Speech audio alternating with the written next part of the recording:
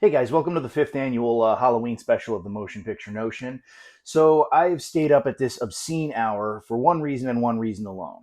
Salem's Lot premiered tonight on Max at 3 a.m. I will say, not that this is saying much, this movie vastly exceeded my expectations. I was expecting this movie to be hot garbage, and it is absolutely not. It's okay. The entrance to Mark Petrie's character is actually like straight out of the book, which I have just started reading again. One of the biggest things with this movie is, and for those of you who've not read the novel or seen the original miniseries, let me know how you felt upon your first watching of this film because uh, I don't know if people unfamiliar with the story would pick up on this, but it felt very much compressed to me. And I mean, it was. I mean, they wanted it to be under 2 hours, thank God. But it's a rather large novel, so they kind of sped through things. I mean, like Ned Tebbets is, apart from like a one scene cameo, is virtually not in the movie. There's really not even that much of Barlow in this, to be honest with you. Um, a lot of it feels very rushed, and it does sort of, it gets like right into it, like I'm used to the original where there was sort of like a build up and it got gradually. I mean, like the really freaky shit didn't start happening until probably well into an hour into the 3 hour miniseries. So yeah, it felt very much compressed, but not necessarily in a bad way. I mean, the movie has a quick pace. It has a quick pace and a not too long runtime, which again, in this day and age, I think we should be thankful for. But I do feel that there was a certain amount of like character development. There were things that were taken out of this movie that I was like, no, how could you do that? Like, for one, the bloody pirates story. That's not in this movie. How could you take that out? Like, that's such a chilling and creepy story, and it has so much to do with Ben's character and why he's come back to this place to face his childhood traumas. Like, they completely cut that part out. They cut the part out with the dog getting killed in the cemetery, which actually the made for TV Rob Lowe version from 2004 covers that pretty well because it basically unconsecrates the ground. So when the vampires start going in, they're not like contained in holy ground. They skip that. There was also a moment in this film where a medical, let's just say a medical solution is used to encounter something supernatural, and I was just kind of like, I don't know if I buy that. I don't know if I buy that. Yeah. The other thing is the other thing that kind of bothered me is Ben Mears' character, and it's no offense to what's his face Pullman. I'll put his name on the bottom. Okay, I mean acting wise, he was totally fine. It's really the way the character was written. Ben is such a friggin' marshmallow in this movie. Like this movie should have been called like Mark Petrie of Salem's Lot because like Ben is, again, he's kind of a marshmallow. He's not really a man of action. And, where you have this big, epic, frightening ending at the end of the original miniseries, without getting into spoilers, I will say that when the climax of this film happened, I was sort of like, that's it. Oh, okay.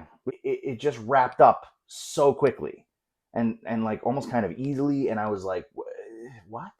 I don't know. I do like the liberty that they took with the setting of the third act of the film. And atmospherically, this film is great. Actually, it's mostly, I thought it was going to be like all hoard out with CGI and stuff like that. I mean, there's CG for like the glowing eyes, but I mean, it all looks pretty real. And the actual vampires themselves were pretty damn creepy.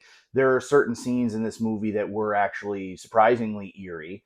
As its own like standalone movie, like it's a lot of fun. Like I said, the pacing is very fast, so I could definitely see myself watching this again in the future and having a great time. But it's like when it's a remake to not only a novel that I've read, but a mini series that I adore. It's like you can't help but draw comparisons. And there were a few things about this movie that I really just did not care for.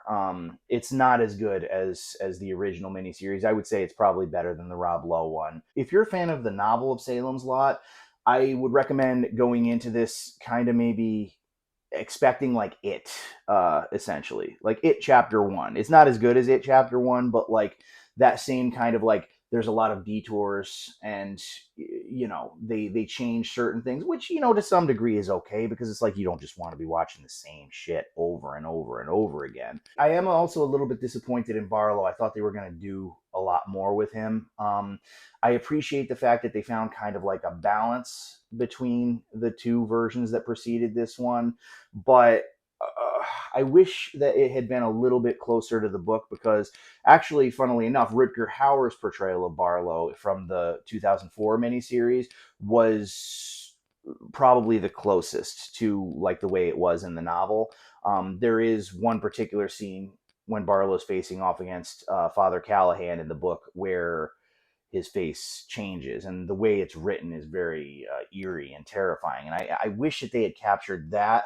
I mean, I'm not complaining. I like the fact that they still wanted to make him look like kind of bat-like and stuff. That's not, really a spoiler. You can already see it from the trailer. Usually, when a film is delayed for like 3 years, when there is, as the critical drinker would say, production hell, when they're doing reshoots, and when the original test screening wasn't great, and they like bury this thing like for years, you don't see anything, not a teaser, like nothing, like maybe one still image of people standing outside the house, and you're like, is this thing even happening?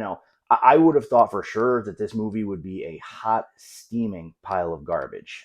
It is not.